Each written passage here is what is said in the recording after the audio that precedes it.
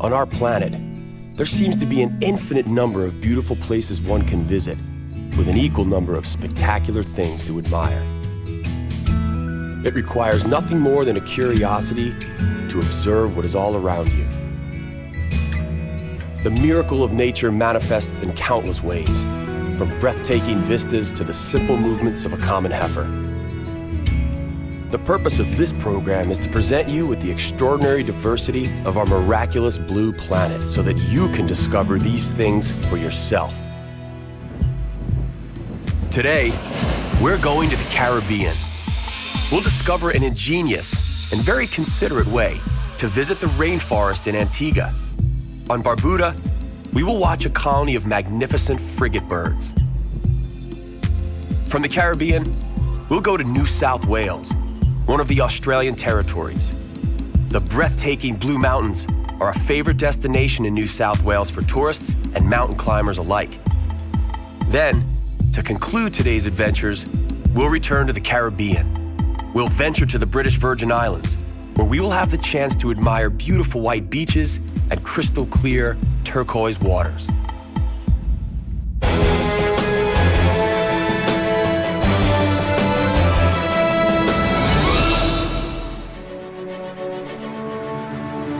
Antigua lies where the Caribbean meets the Atlantic Ocean. Anthropologists believe that this island was inhabited as early as the Stone Age. However, it was only discovered by the Europeans when Christopher Columbus made his second sail in 1493. Having endured a short-lived dispute between the French, English, and Spanish, Antigua became a part of the British Empire in 1657. In 1967, the island became autonomous as an annexed state of Great Britain. Then, in 1981, it declared independence under the names Antigua and Barbuda. Immediately what comes to mind when we say Caribbean is hot sun, white sand beaches, and of course, music, and in particular, the sizzling Caribbean beat of calypso. Oh, skin girls, stay home and mind you, baby. The bays and lagoons lining the coast are ideal for fishing. I'm going away on a fishing boat, never to come back. Antigua gets ready for bed beneath a fairy tale sunset. The Antiguan tropical climate doesn't consist of scorching heat all year round. In the rainy season, Antigua is lashed by torrential rains. The rain ensures sufficient moisture necessary to nurture one of Antigua's main attractions, the tropical rainforest reservation and its indigenous vegetation. To protect this unique ecosystem, it is forbidden for humans to set foot inside the rainforest. Despite this strictly enforced rule, the Antiguans were pretty resourceful in devising a clever means to make this attraction accessible. In the high crowns of the ancient trees, there hangs a system of ropes and hanging bridges from which the visitors can move, using their own weight and strength. Everything is done under the watchful eye of local instructors. Traversing on ropes may appear risky, but the instructors are there to ensure the safety of their tourist clients. And so tourists bored with idling on the beach and bathing in clear waters may embark on this unusual adventure. Up here, they can marvel at the beauty of Antiguan nature while not interfering with it. And a lot of people come here and all they're expecting to see is the seaside and the sand and the sea. So there was an opening to do something completely different. So we thought we'd do something that was eco-friendly, so we'd introduce people to other aspects of Antigua and just give another string to the bow of the 365 beaches.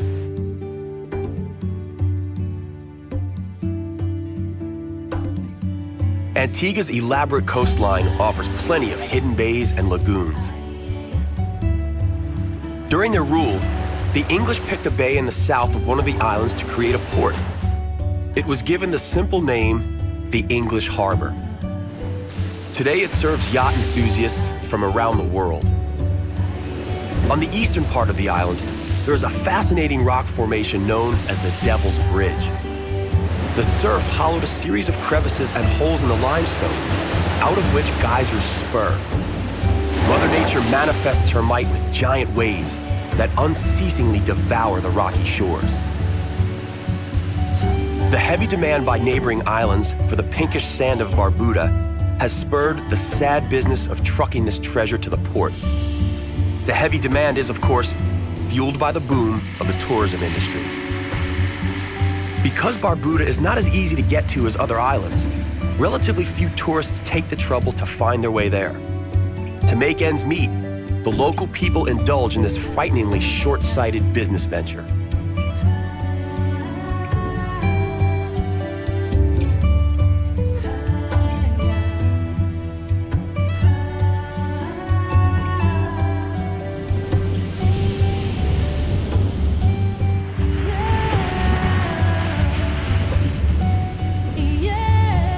The beaches here are as lovely and unspoiled as you would find on any of the neighboring islands. But in this case, they have the added feature of being secluded and thus deserted, making them ideal for those who truly want to get away from it all.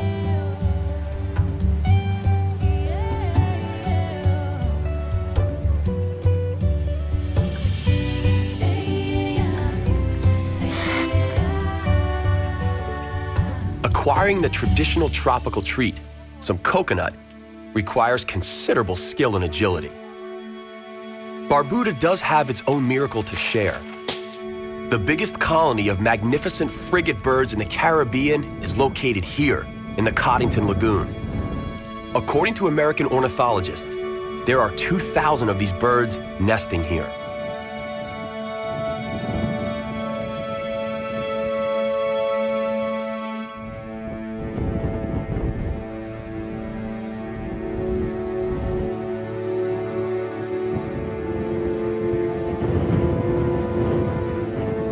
The birds sport a crimson lobe sac on their necks, which somehow resembles a heart.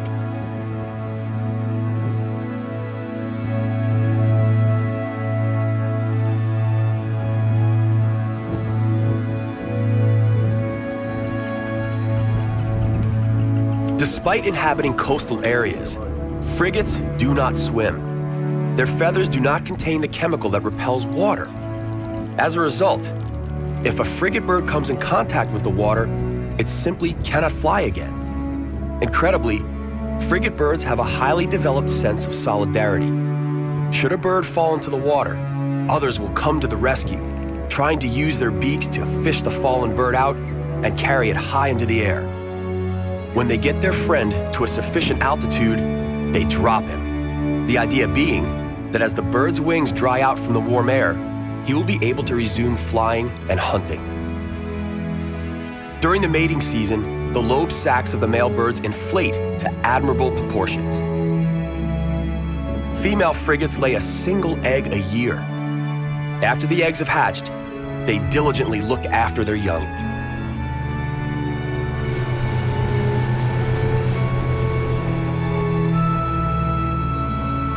Frigate birds make their home in the mangroves. It is ideal for hatching eggs and for providing shelter from the elements. Mangroves also shelter the island from giant waves, and in particular, hurricanes. It is for this reason that the locals perceive the mangroves as beneficial and not as a nuisance weed. It would be an understatement to say that the people of Barbuda know about hurricanes.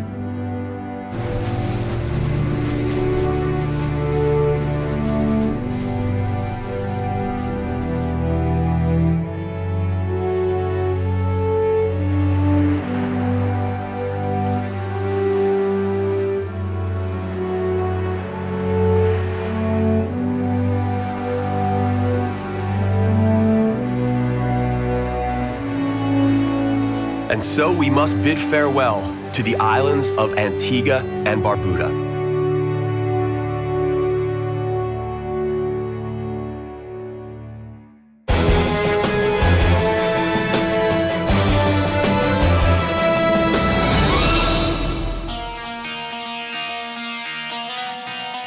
We now move on to New South Wales, one of the states of the Australian Federation. Is there anyone who does not know the two most familiar of all Australian animals? One, of course, is the koala bear. This one seems to be lazily dozing on a eucalyptus bough. The second, and equally as infamous, is the kangaroo. They are so dear to the Australian people, they are included as part of the Australian national emblem.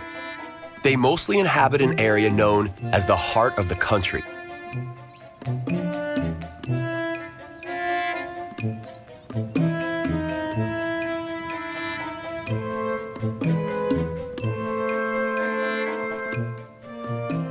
The only functioning NASA base in Australia awaits us in the spacious plains of New South Wales. The Canberra Deep Space Communication Complex was established in the 1960s.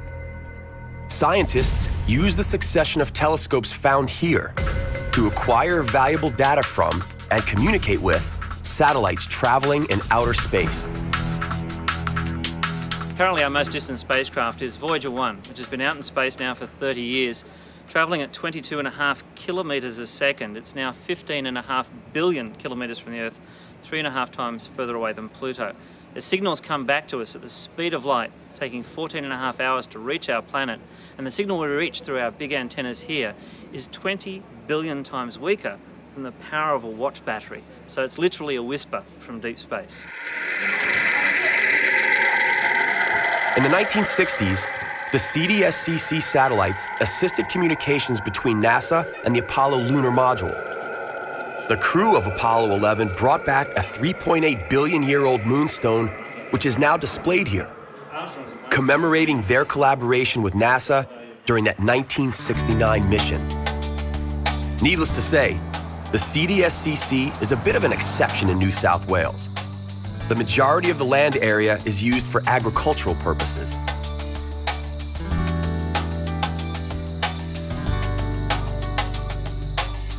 Due to its altitude, this plateau is somewhat different in climate from the nearby subtropical coastline.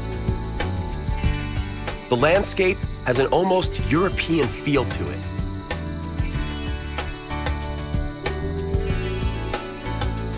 Australian agriculture has a long tradition of raising cattle and sheep.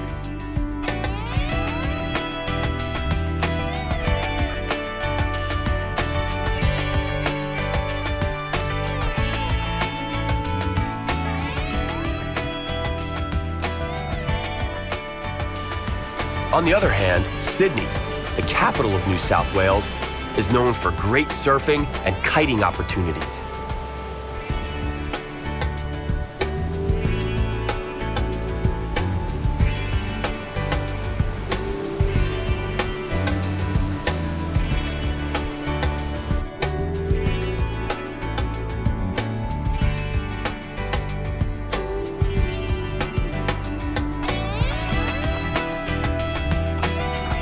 The New South Wales coastline is adjacent to the Tasman Sea. Seabirds of all kinds thrive here.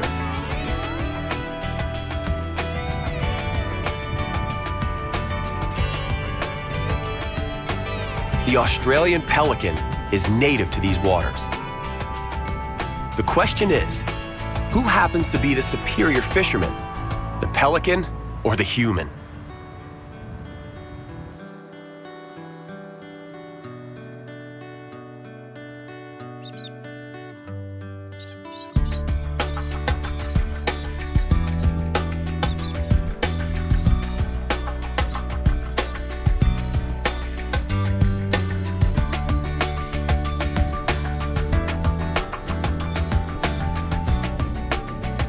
Due to its mild summers, the climate in New South Wales is ideal for the cultivation of wine. Since other parts of Australia have high temperatures during the summer, grapes from other parts of the country suffer from high sugar content and are only used for making dessert wines. The wine from the Hunter Valley region of New South Wales is superb. Wine has been cultivated here since 1858, when an Englishman, Edward Tyrrell, planted the very first vineyard here. It has become a time-honored tradition in the last century and a half.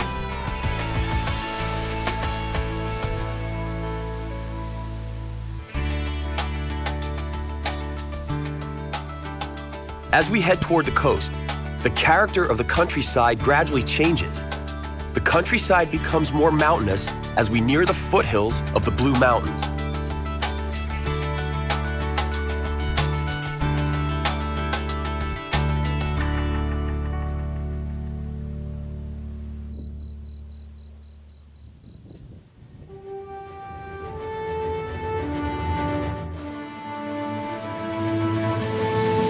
The Blue Mountains form a part of the Australian Great Dividing Range.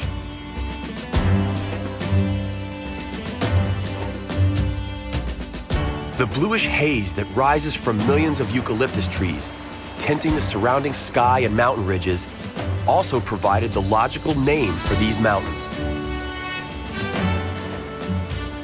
During the early days of colonization, the Blue Mountains represented an insurmountable barrier to westward progress. The first pioneers followed river valleys, but their efforts were always brought to an abrupt halt by vertical rock faces. The mountain massifs had to first be conquered in order for the plains of New South Wales to be made accessible for settlement.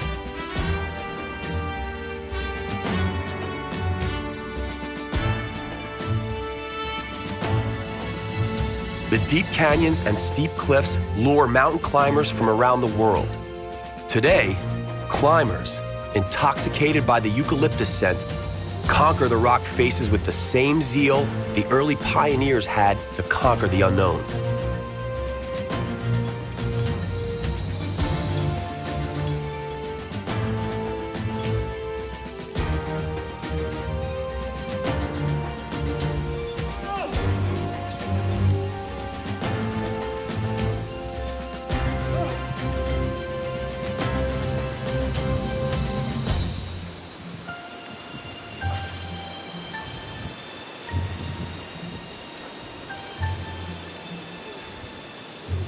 The local technological wonder is the zigzag railway.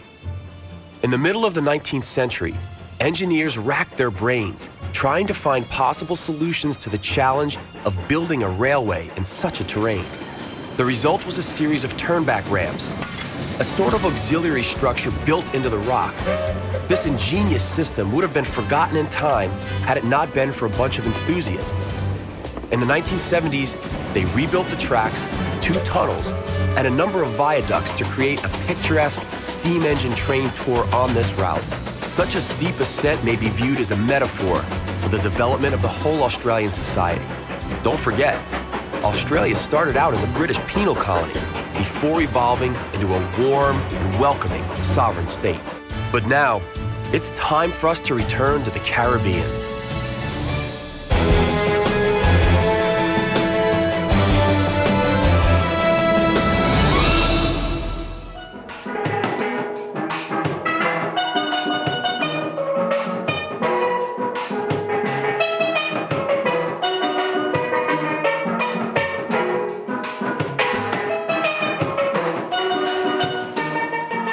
We're back in the paradise of the Caribbean, filled with sun, magical beaches, clear waters, and calypso.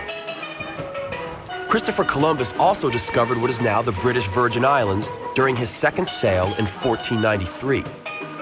This archipelago, made up of some 50 islands, lies hidden in the Caribbean Sea, about 60 miles east of Puerto Rico.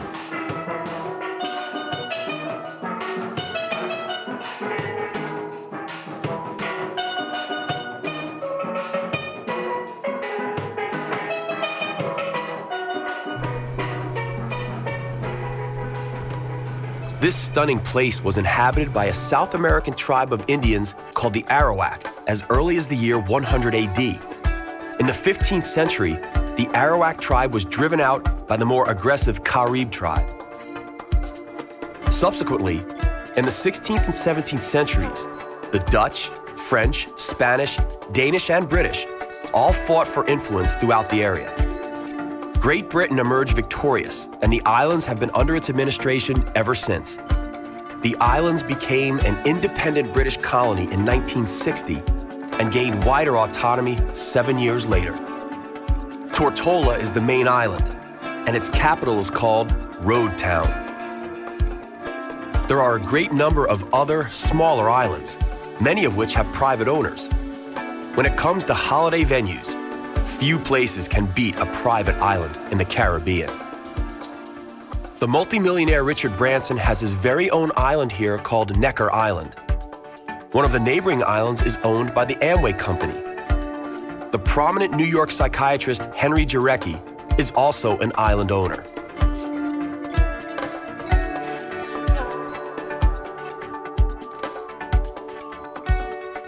Hundreds of thousands of tourists flock to the British Virgin Islands, or BVI, each year in search of the perfect holiday.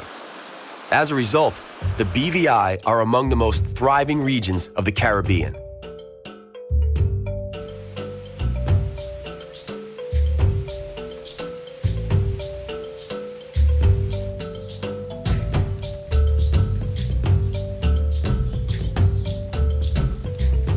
Thanks to the immense efforts of local ecologists, the surrounding nature remains pristine and unspoiled.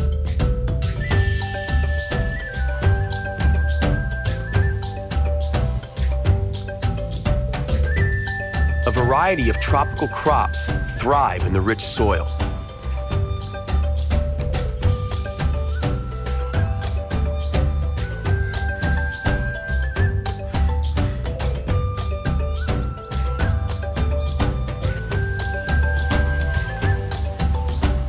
What I have in my hand here, it is a breadfruit, come from the breadfruit tree that introduced by Captain Bligh from Tahiti. Now, breadfruit was brought here mainly to feed the slaves in the 17th century. It is one of the local food staples. When cooked, it closely resembles potatoes or freshly baked bread.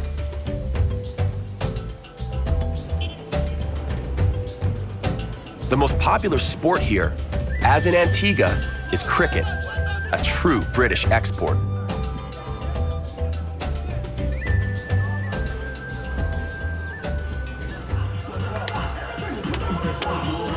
The hot climate entices visitors and locals alike to dance.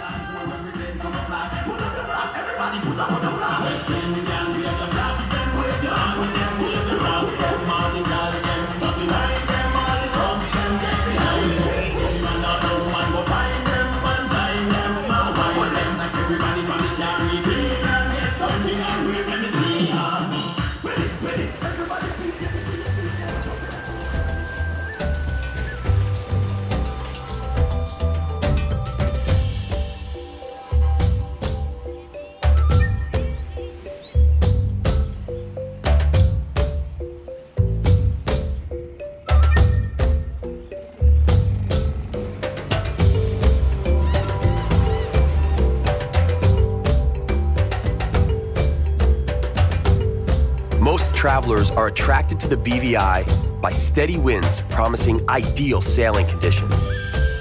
Here, you can see yachts of all imaginable shapes, sizes, and colors.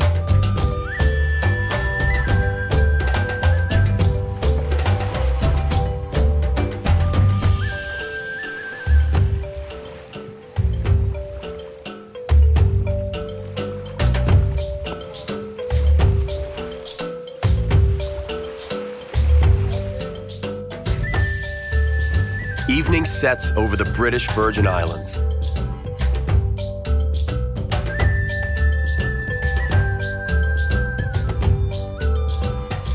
The weather isn't permanently sunny and peaceful. Hurricanes annually haunt the Caribbean. Since the wind seems to be picking up, we'll bid farewell to the islands, just to be on the safe side.